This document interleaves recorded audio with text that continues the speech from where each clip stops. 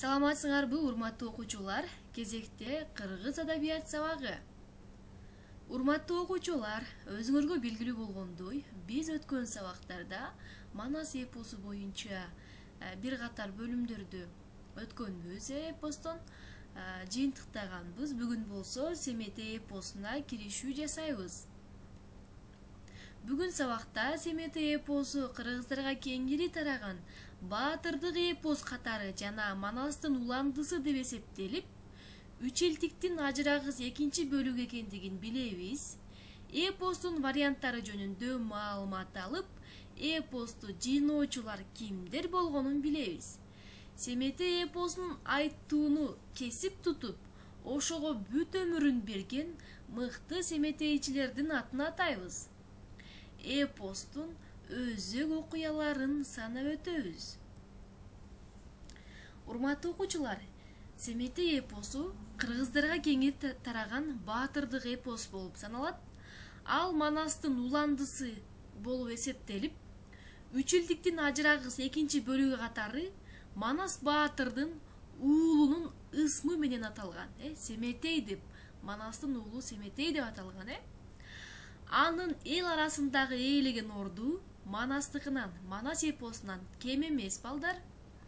Жанрдык формасы, композициялык курулушу, образдарынын берилиши, стили жактан элдик ооз-эки чыгармачылыктын классикалык бийиктигине жетип, ага болгон эстетикалык көркөм табит элдин сезиминдеги сүйүктүү каарманы Манастын оор трагедиясын жеңилдетип, андан ашкан эпикалык көркөм образдын жаралышы менен ишке ашырылган.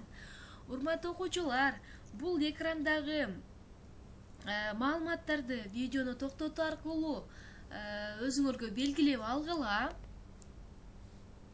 Мына ошондуктан дагы маалыматтарды экран бетине чыгарып отурамын.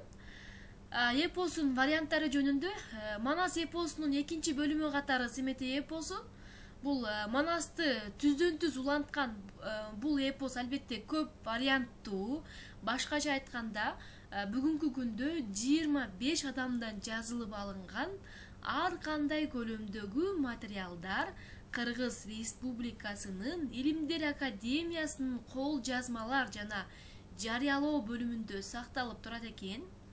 Алардын ичинде ошол Саякбай Каралаевдин варианты боюнча, Чокморовдун, Ырысмендеевдин, Абдрахманов, Тоголок молдо деп билүүлө жүрөбүз, Багыш Сазановдун, Ыбырай Абдрахмановдун жана башкалардын варианттары мына ушул Илимдер Академиясынын кол жазмалар фондунда ушул бөлүмүндө сакталып турат экен. Демек эң эле көп мына ушул Саякбай Каралай уулуна тиешелүү экен. 19-кылымдын орто ченинде эле Семете эпосу толук калыптанып бүткөн абалында турганы ошол кезде кыргыз жергесине келген Валиханов, Радлов өңдүү сырттан келген алгачкы окумуштуулардын ага болгон кызыгуусунан көрүнөт. Урматтуу окуучулар, Валиханов, Радлов деген окумуштуулар болгон. Булар дал ушул кыргыз жергесине келишкен. Бул ошол сыртта келген окумуштуулар болгон. Манас менен Семетейдин ар биринин аягына чейин айттырыш үчүн 3 күн дагы 3 түн дагы аздык кылат деген маалыматка эң алгач Валиханов адегенде көп ишене бербеген экен. Ал эми иш жүзүнө келгенде, иш жүзүнө таанышкандан кийин гана чынында гана Семетей дал ушул кыргыздардын, буруттар деп берилет эпосто кыргыздарды. Ушул кыргыздардын Одиссеясы деген терең маанилүү жыйынтыкка келген экен. Одиссея деген дагы дүйнөлүк чыгарма, урматтуу окуучулар. Эл ичинде Семете эпосунун сюжети негизинен толук калыптанган. Анын өзөгүн түзгөн салттык туруктуу окуялар, атасы өлгөн жаш баатырдын качып барып таятасынын колунда өсүп тарбияланышы, Семетей Манас өлгөндөн кийин эмне кылат, таятасынын колунда чоңоюп калат. Эр жеткен соң өз элин таап, атасынын ордун ээлеши, Айчүрөккө үйлөнүшү, атасынын өчүн алышы, Канчоронун кастыгы менен кыястын жеңилиши.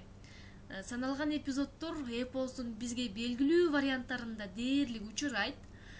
Бул түрдүү варианттарда бул же тигил окуянын алда канча кеңейтилип берилиши, мисалы Саякбай Каралаевдин вариантында Коңурбайдан кун койт да Семетейчи, атасынын кунун койт да, же схемалык түрдө кыскартылып айтылышы жолугат экен. Эпостогу башкы салттык туруктуу окуя баатырдын төрөлүшү жана балалык чагы болуп саналат. Айрым деталдык майда көрүнүштөрдү эсепке албаганда, дейт балдар, урматтуу окуучулар, эпизоддор дал ушул варианттардын басымдуу көпчүлүгүндө негизинен бирдей экен. Канчалык көп варианты болсо деле, демек эмне, саналган эпизоддор дээрлик бардык эле варианттарда бирдей болот экен, айрым гана өзгөчөлүктөрдү, айрым гана көрүнүштөрдү эске албаганда. Эпоско болгон кызыгуучулук айрыкча 20-кылымдын башында күч алып, аны тексттерин жыйноо жана бастырып чыгаруу иши атайы өкмөт тарабынан жолго коюлган эле, дейт. 1925-жылы Москвадан жарык көргөн Семетейден бир бөлүгү эпостун алгачкы жарыяланган көлөмдүү үлгүлөрүнүн даана бир фактысы болуп тарыхта калды. Демек эң алгачкы 25-жылы Москвадан жарык көргөнү бул алгачкы үлгүсү болуп саналат экен. Бул маалыматты дагы белгилеп алабыз. Урматтуу окуучулар, кыргыз элинде манасчылар сыяктуу эле семетейчилер да бар. Эл ичинде бул эки кесиптин кадыр баркы бири-биринен кем эмес экен. Эмне, экөө бирдей деңгээлде кадыр барктуу. Бул аны кесип кылгандар бар да туурабы? Манасты аткарган манасчылар сыяктуу дал ушул Семетей бөлүмүн аткарган семетейчилер бар да. Манасчы Семетейди аткаруусу сөзсүз шарт болбогон сыяктуу эле семетейчилер деле манасты аткарбагандар ушул семетейчилердин арасынан дагы көп эле жолугат экен, урматтуу окуучулар.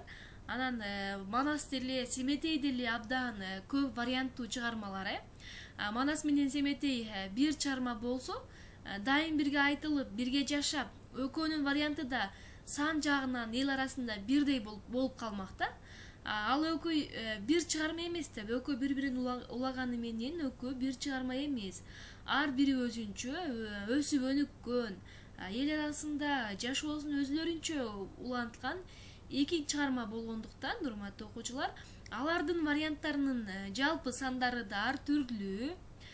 Бүгүн дал ушул колдо турган колдобор маалыматтарга караганда, эл арасында манасчыларга караганда семетейчилер көп болуп, Семетейдин варианты да көбүрөөк аткарылат. Кыргыз Илимдер Академиясынын Тил жана Адабият институтунун кол жазмалар фондусундагы эл арасынан жазылып алынган материалдарга дагы ушул сан жагынан Манаска караганда Семетей алда канча көп. Ошол көптөгөн варианттардын арасындагы салттык туруктуу окуяларды толук камтыгандыгы, көркөмдүк деңгээли жактан эң мыктыларынын бири Саякбай Каралаевдин варианты. Дал ушул Саякбай Карала уулунан жазылып алынган вариант болуп саналат. Бул сүрөттө Саякбай Карала уулун көрүп атасыңар. Абдан кайталангыс манасчы болуп эсептелинген.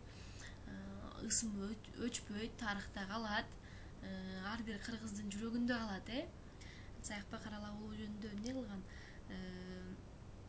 Көп белгилүү жерлерде айтылып келет.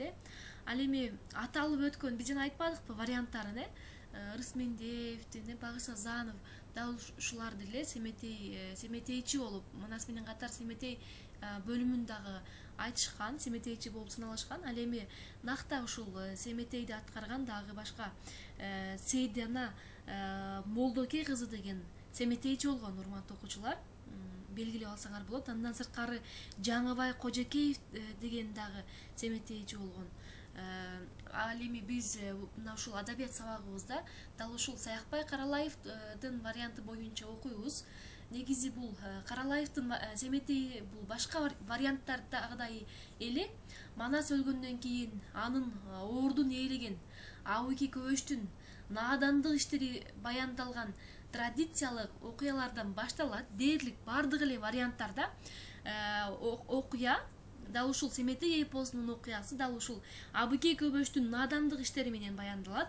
Аны биз кийинки сабактарда өтөбүз. Бүгүн ушул Семетей эпосу жөнүндө алгачкы маалымат берилип жатат. Урматтуу окуучулар, эстен чыгарбайбыз.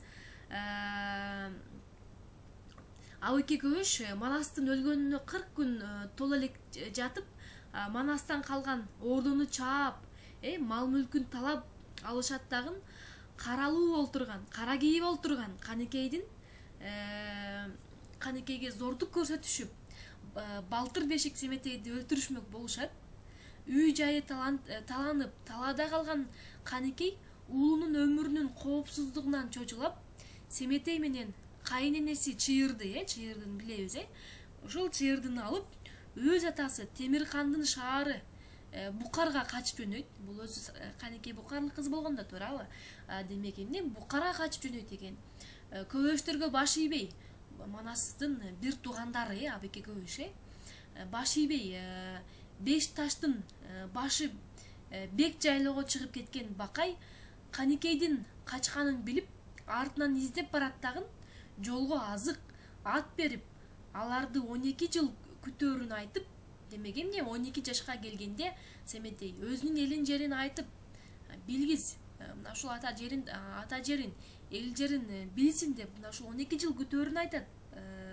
Бакайчы анан таласка кайтат дейт. Көп кыйынчылыктарга карабай, Канекей Букарга жетип, Семетейди дал ушул өзүнүн бир тууганы Ысмайылга бала кылып берет. Бул эпизоддо 10 каармандардын ташбоор жакын адамдардан запкы тартып, сүйүктүү ата журттан ажырап, баш калкалап, башка бир жака качууга аргасыз болгон өтө трагедиялуу учурунун бири берилгендиктен, балдар, адамдын ички толгонууларына жык толгон лирикалык монологдор, өткөн менен азыркыны салыштырган армандар, каармандардын курч кагылышууларын чагылдырган драмалык мүнөздөгү диалогдор кеңири орун алган. Натыйжада бир катар бөлүмдөр абдан сонун иштелип чыккан. Булар Канекейдин тайторунун чабышы, дал ушул Саякбай Каралаевдин өзгөчө бир сүйгөн эпизоддорунун бири болуп саналат. Муну сабактын аягында силерге жиберемин. Дал ушул Саякбай Каралай уулунун Канекейдин тайторунун чабышы эпизоду. Анан мындан сырткары Канекейдин жомогу дагы мына ушул белгилүү эпизоддордун бири болуп саналат. Урматтуу окуучулар, азыр Семетей эпосуна кириш жасаганыбыз мына ушул менен жыйынтыкталат. Кийинки сабактарда дагы ушул Семетей эпосуна бөлүмдөрүнө кирип барабыз. Азырынча ушул. Суроолор болсо жеке мугалимге кайрылабыз. Саламатта калабыз.